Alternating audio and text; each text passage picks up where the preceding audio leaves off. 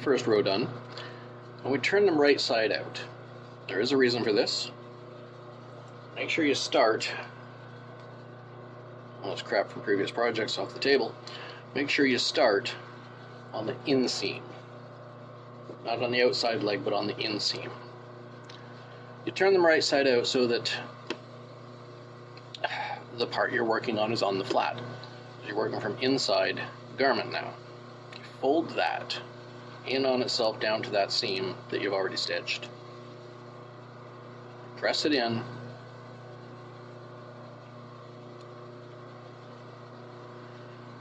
Now you're going to do a row.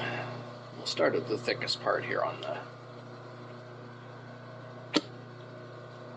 the seam there, or on the length seam. Just get it pressed in place. So load that down, get that all pressed in even. And again, we're going to overlap it so we don't need to backstitch it. We do need to get our fingers out of the way though. There. Once the first stitch is in, it won't pull itself out.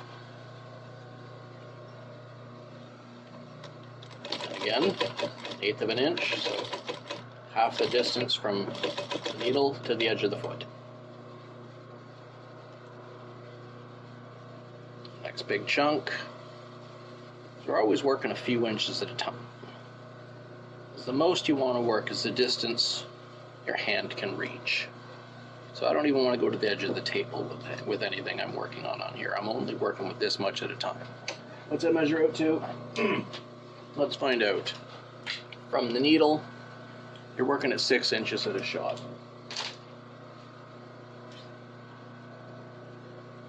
You don't need more than 6 inches. Nobody does in most situations. If you do, there might be a problem.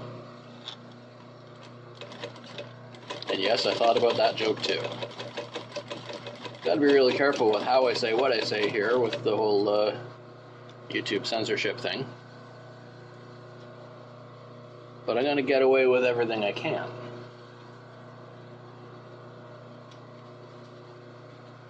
Use everything. It was something Jerry Lee Lewis said while teaching piano to Hank Williams Jr. Do everything you can with everything you have, but always remember, you can only do so much with only so much.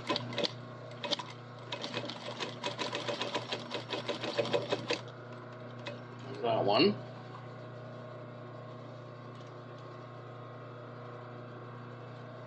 Again, the twisting of the leg. Just keep turning it. It's not getting in the way, it's not hurting anything. Doesn't matter if it wrinkles, because in all honesty, you'll end up washing it and ironing it afterwards before you wear it.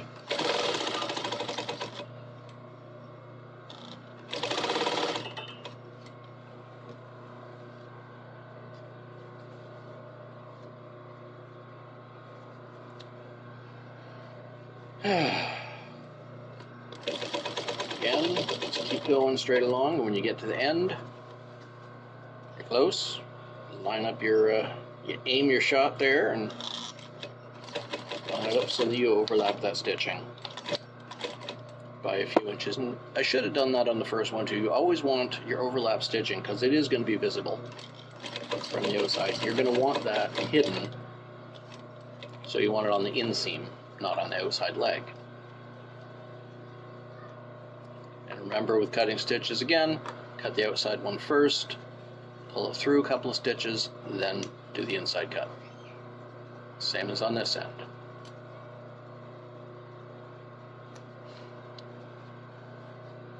So that's how you hem a pair of pants.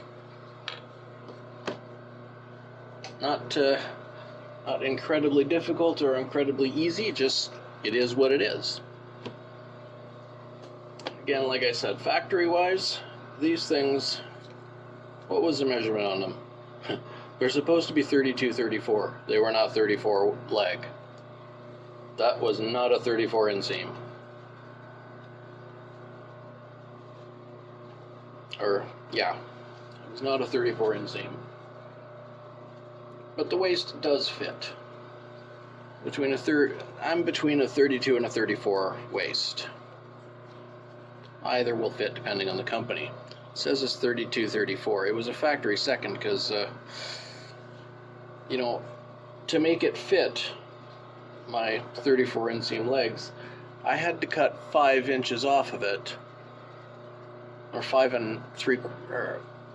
I had to cut 5 1/4 inches off of it, so that was not 34. That was 40 inseam. Yeah. But anyway, I'll finish the other one of these. I'll show you the hemmed up edge at the bottom afterward. We've got this all laid out. Nice, even, good lengths. These will sit at the bottom of my heel. Looks good, looks straight, looks professional. It's a visible stitch, but whatever. I mean, there's visible stitches here too. Factory seconds are a really good way to get good quality pieces cheap. You know, there might be something slightly wrong with them. They might be slightly the wrong size. They might just be marked the wrong size, like these ones were. If I had found ones that were the right size but were marked the wrong size, I would have gotten those instead. But yeah, I've had these floating around for a while, and I just never had the need to have them to wear yet. As far as this, I might end up, actually the next thing I might be doing for production line stuff is dice bags.